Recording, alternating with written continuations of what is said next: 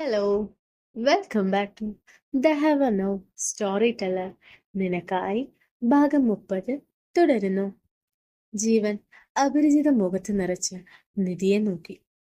നിധിയും തിരിച്ചറിയുകയായിരുന്നു തന്റെ മുന്നിൽ നിൽക്കുന്ന വ്യക്തിക്ക് താൻ ആരാണ് എന്ന് അറിയില്ല എന്ന്.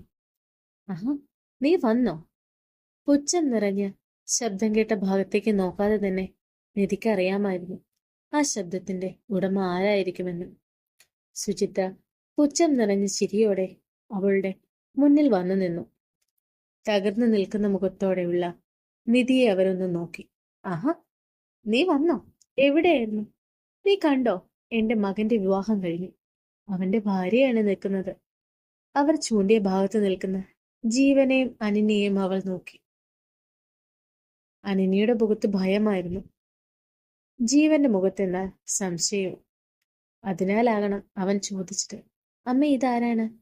എന്തു പറ്റി? ആ മോനെ, ഇത് നമ്മുടെ ഓഫീസിൽ ജോലി ചെയ്ത കുട്ടിയാ. ജോലിയിൽ നിന്ന് പിരിച്ചുവിട്ടതാ. അതാ ഇവിടെ. അവർ അവളെ നോക്കി പുച്ഛം നിറഞ്ഞ മുഖത്തോടെ പറഞ്ഞു. അമ്മയെ കണ്ടിട്ട് എന്തോ പാവം തോന്നുന്നു. തിരിച്ച് ജോലിയിലോട്ടെടുത്തേക്കമ്മേ, അവൻ വല്ലായ്മയോടെ പറഞ്ഞു.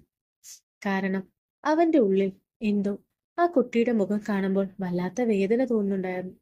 ചെയ്യാം, മോൻ ചെന്ന് കിടക്കാൻ നോക്ക. അനന്യ, മോനെ കൊണ്ടുപോ. പേടിക്കണ്ട കേട്ടോ, ജോലിയിൽ കയറിക്കോ, വിഷമിക്കണ്ട.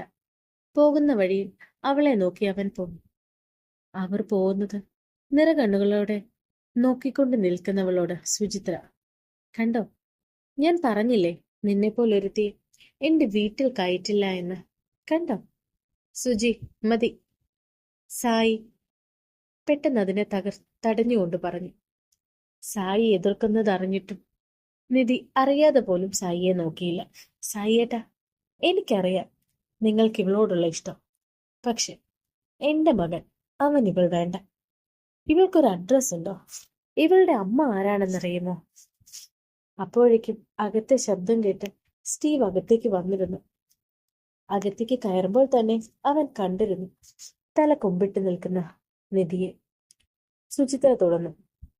ഇങ്ങനെ ആർക്കും ഉണ്ടായവളെ എന്റെ വീട്ടിൽ കയറ്റാൻ പറ്റില്ല, അലർച്ചയോടെ അവർ പറഞ്ഞു.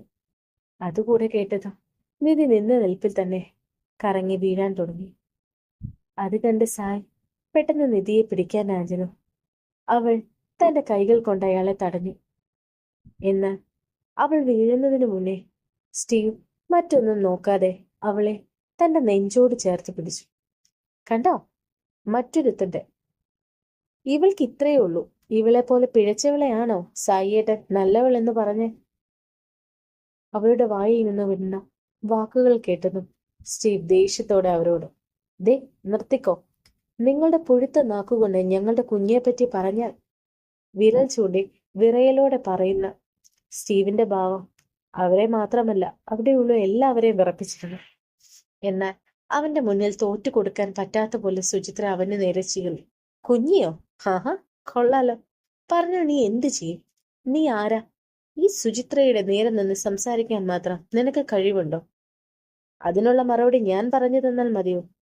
എന്തോ പറയാൻ വന്ന സ്റ്റീവിനെ അഥർവിന്റെ വാക്കുകൾ തടഞ്ഞു നിർത്തി. അഥർവ് പതിയെ അകത്തേക്ക് കയറി. അപ്പോഴെല്ലാം അവന്റെ കണ്ണുകൾ സ്റ്റീഫന്റെ നെഞ്ചിൽ ചാരി കണ്ണുകൾ അടച്ചു നിൽക്കുന്നവളിലായിരുന്നു. സുചിത്രയുടെ മുഖഭാവങ്ങൾ പെട്ടെന്നാണ് മാറി മറിഞ്ഞത്. അഥർവ് പതിയെ സുചിത്രയുടെ മുന്നിൽ ചെന്ന് നിന്നുകൊണ്ട് തന്റെ കണ്ണിനെ മറച്ച് സൺഗ്ലാസ് എടുത്തു മാറ്റി. അവന്റെ കണ്ണുകൾ അവരുടെ മുന്നിൽ തെളിഞ്ഞു. അവരുടെ മുഖത്ത് ഞെട്ടലും ഭയവും നിറഞ്ഞു.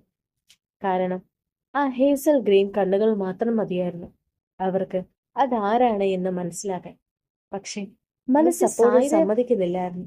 എന്നെ മനസ്സിലായി, തന്റെ തോന്നൽ മാത്രമാണ് എന്ന് അവർ. ഓ, മനസ്സിലായില്ലേ എന്നുണ്ടോ? ഏയ്, മറക്കാൻ ചാൻസ് ഇല്ല.